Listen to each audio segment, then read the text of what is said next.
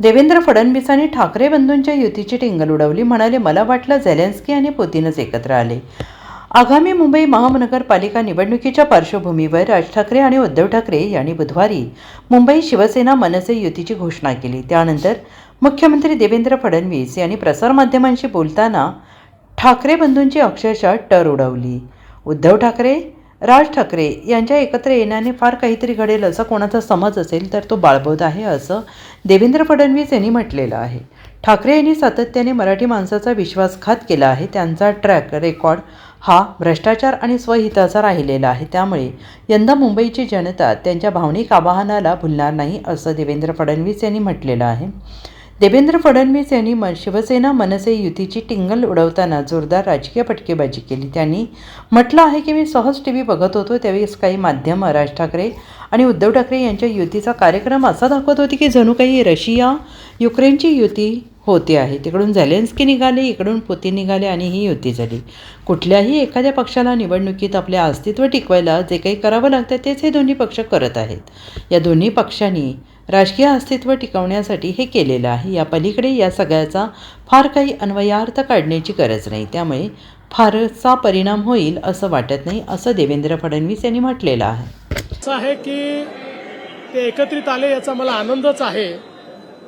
ते एकत्रित येण्यामुळे फार काही घडेल राजकीयदृष्ट्या असं जर कोणाचा समज असेल तर तो बाळबोध समज आहे.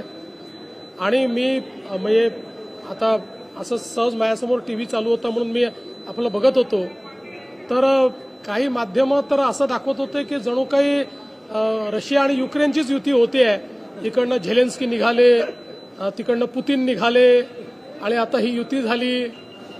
मला असं वाटतं की कुठल्याही एखाद्या पक्षाला निवडणुकीतलं आपलं अस्तित्व टिकवण्याकरता जे काही करावं लागतं त्या दृष्टीने दोन पक्ष जे अस्तित्वाकरता लढतात त्यांनी केलेली युती आहे. त्यापेक्षा पलीकडे त्याच्यामधनं काही फार अन्वयार्थ काढण्याचं कारण नाही आहे. यांनी फार काही परिणाम होईल असं देखील मला वाटत नाही. याचं कारण ज्या प्रकारे मुंबईकरांचा विश्वासघात या मंडळींनी सातत्याने केला आहे, ज्या प्रकारे मराठी माणसाला मुंबईच्या बाहेर घालवण्याचं काम आणि पाप यांनी केलेलं आहे ते मराठी माणूस यांच्या सोबत नाहीत. आणि ज्या प्रकारे अमराठी माणसावर सातत्याने हल्ले केले आहेत तेही यांच्या सोबत नाही. मुंबईमध्ये कोणी यांच्या सोबत येणार नाही. यांचा ट्रॅक रेकॉर्ड हा केवळ भ्रष्टाचाराचा आहे. यांचा ट्रॅक रेकॉर्ड हा केवळ स्वहिताचा आहे. निवडणुका आल्या की भावनिक बोलायचं. आता भावनिक बोलण्याला जनता भुलणारी नाही. त्यामुळे निश्चितपणे या निवडणुकीमध्ये त्यांनी अजूनही 2-4 लोक सोबत घेतले तरीही मुंबईकर हे महायुतीचं काम बघून, महायुतीने केलेला विकास बघून, महायुतीने भविष्यातली जी मुंबई तयार करणं सुरू केलं आहे ते बघून आणि विशेषतः मराठी माणसाला मुंबईतच घरं देण्याचा जो कार्यक्रम महायुतीने सुरू केलेला आहे त्यामुळे निश्चितपणे महायुतीच्या पाठीशीच मुंबईकर उभे राहतात. Bureau report, SBN Marathi.